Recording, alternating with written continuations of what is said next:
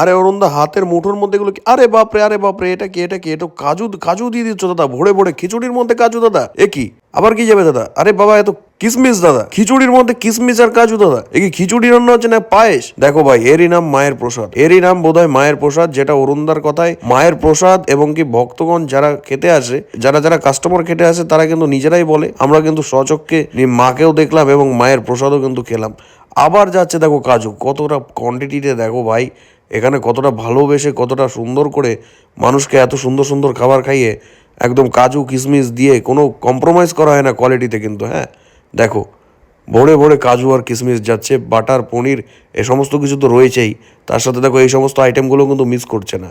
যায়, লাপড়া যায়, চাটনি যায়, চিপস যায়, অনেক কিছু। আবার ঘি যাচ্ছে, তাই তো? মানে সব কিছু কিন্তু ডবল ডবল করে দেওয়া হচ্ছে, তোমাদেরকে স্বাদের দিক থেকে কিন্তু একটুও কম্প্রোমাইজ করা হবে না, একটুও কিন্তু নিরাশ করা হবে না। প্রতিটা বাইটে বাইটে যেমন কাজুর স্বাদ, কিশমিশের স্বাদ, পনিরের স্বাদ, বাটারের স্বাদ পাচ্ছ, তেমন কিন্তু হাতের ছোঁয়া, অরুণদার ভালোবাসা এবং জয়মাতারার দোকানের কিন্তু এই মহাপ্রসাদ কিন্তু তোমরা পেয়ে যাচ্ছ।